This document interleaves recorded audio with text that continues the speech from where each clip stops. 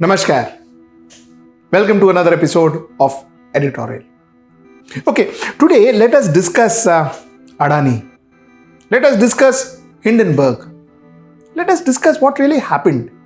And let us discuss what is the future of Adani in India and the rest of the world. What is the future of Adani? This is my topic for the day. Let's get right into the show. Okay, let's divide this presentation as usual into 4 different parts. First, let us talk about Adani and Hindenburg. Then, let us talk about the acquisition of Hindenburg on the Adani conglomerate. Then, let us talk about Adani's response to them. Thirdly, let us talk about what did and how did the Indian institutions and enforcement agencies and regulatory agencies react on what happened. And finally, let us analyze the entire story. ठीक है ना? So we will go with this chronology. ठीक है? So let's first discuss Adani Group. Now, Adani was started by this young 26-year-old man called Gautam Adani in 1988. He built this company and in 2023 or 2022 became one of the richest men in the world. He was the third richest man in the world till recently, now fallen to 12th, or now maybe every day, every hour he is falling, so I don't know. But he was the third richest man in the world. Fantastic achievement. Okay, this was the Adani company which started and which became into a conglomerate. So this is Adani. They are into a lot of business, including airports and ports and a lot of mining and so on and so forth. So infrastructure is their core focus. Of course, they also bought media companies like NDTV. Adani. Adani was known to be very close to the government. Adani was known to be very close to Mr. Narendra Modi. Adani was also known to be close to Sharad Pawar. Adani was known to be close to almost every politician. This was Adani. Adani was known more as a PR person than an industrialist. This is my view. I may be wrong. But he was known and seen more as a PR person, involved with politicians, involved with politics, involved in a lot of controversies and so on and so forth. So he is seen like that. He was seen less in the Chamber of Commerce and, discussing business and discussing economy and all. मैंने ज़्यादा सुना नहीं है. So that was Adani. But all the same, successful businessman, very, very successful businessman. I will rank him almost, if not in the same level as Dhirubhai Ambani, but I will also rank him as a person who really made a conglomerate in 35 years. From a small company to a conglomerate, 1988 to 2023. Okay. This is Adani. Now let us talk about Hindenburg. See, Hindenburg is a research company. It's a research company and it is started by a gentleman called Nate Anderson. Nate Anderson is a certified chartered alternative investment analysis and chartered financial analysis. He founded Hindenburg Research in 2017 to look at man-made disasters, mismanagement, undisclosed transaction and irregularities in accounting. This was Hindenburg. Like I told you about Adani, let me tell you about Hindenburg. Hindenburg research and all is okay. His research and all is okay, and they say that 76% of the research that he has or the kind of frauds or the kind of mismanagement that he has found or irregularities that he has researched and found out about companies, 76% have been proven right. This is what the research, this is what the data says. But Hindenburg is not doing it for the love of non-corrupt world. He is not doing it for that. He is not doing it for the love of a clean corporate environment. He is not doing it for all that. Hindenburg is a short seller. What is a short seller? Simple. A short seller is a person who does the chronology of selling reverse. So he reverses the chronology of selling. What I mean by that is simple. You buy something and you sell it, isn't it? And whatever difference that you make between the buying price and the selling price, that's your profit. It is as simple as that. But a short seller is reverse. What he or she does is he or she goes and sells first without buying. Then, in cases like Hindenburg, introduce some kind of an expose. When the expose is introduced, the prices fall. When the prices fall, then you buy at a fallen price from the market and deliver to the person you had sold it at a high price. Did you get that? Did you get the concept? So this is what a short seller does. Now, I am not saying therefore every short seller goes and does expose and all that. I don't say that. But Hindenburg does that.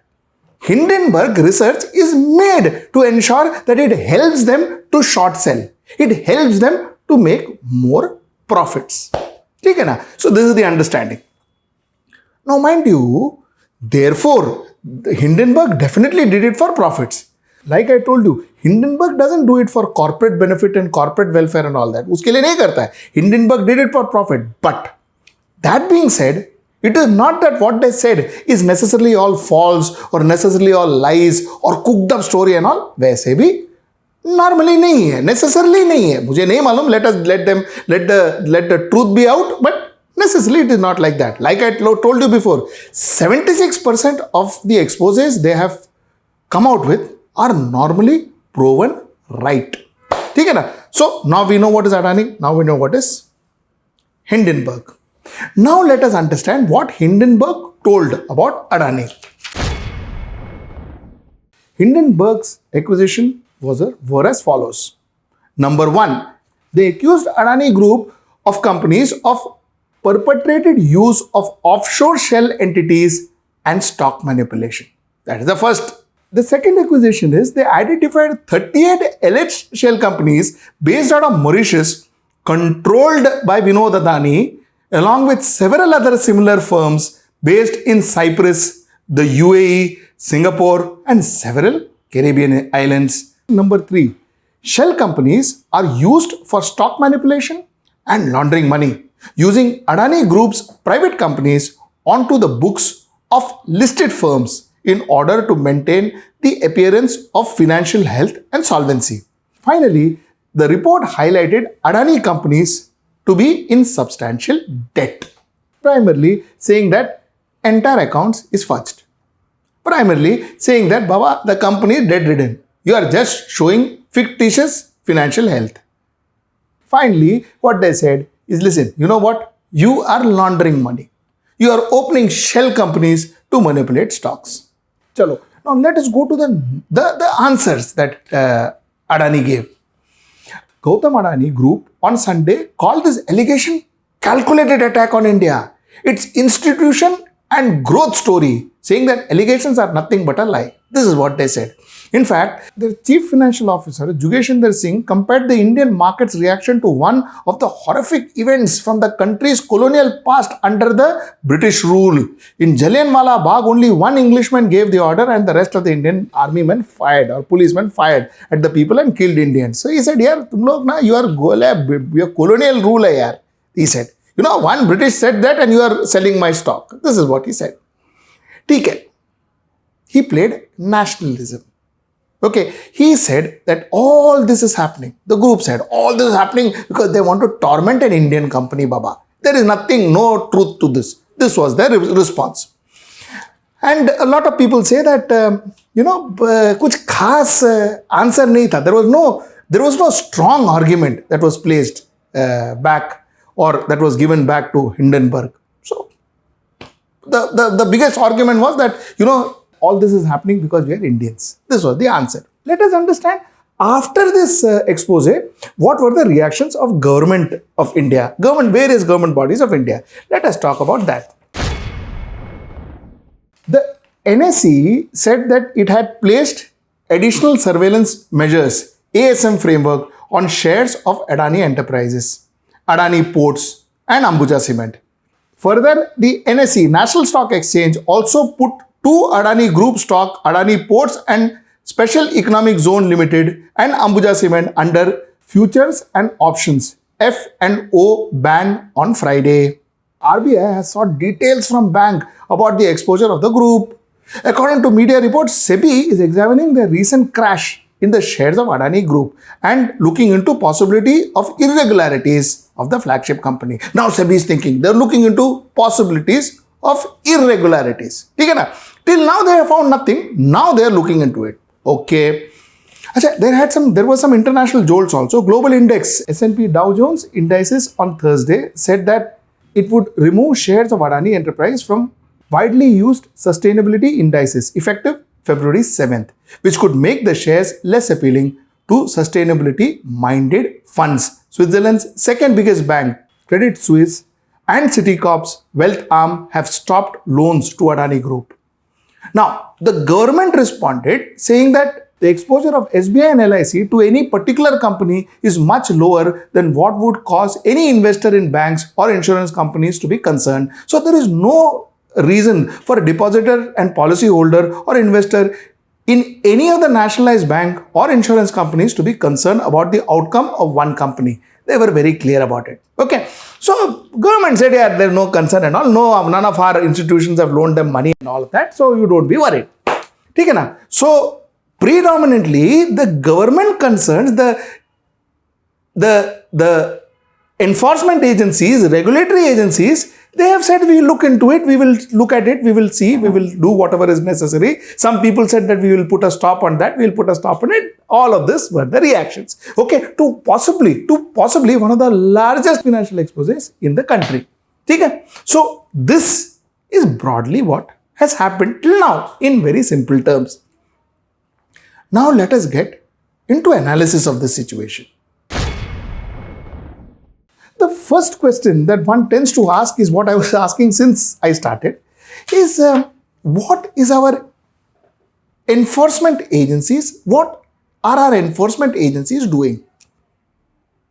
Are our enforcement agencies limited to going behind political oppositions?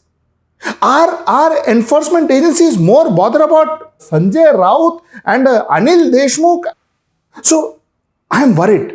I'm worried about my country and the way the regulatory bodies operate in my country. That's the first thing.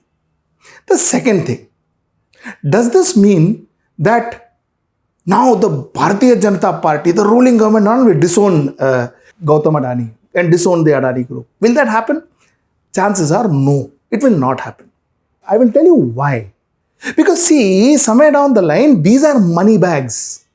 These money bags are used for elections, and I'm not just talking about one government, by the way. I'm not just talking about a BJP government. Even a Congress government before or another government in some other state would do the same. These are money bags, and political parties need money bags to be on their side. This is point number one. Point number two is if you don't have money bags in your side, that money bag will go to some other party and support that other party, which means you are gifting that money back to another opponent. So chances are a political party will not dump Adani like what it is being said. This is what I think. Political parties will not dump Adani. They will stick to Adani.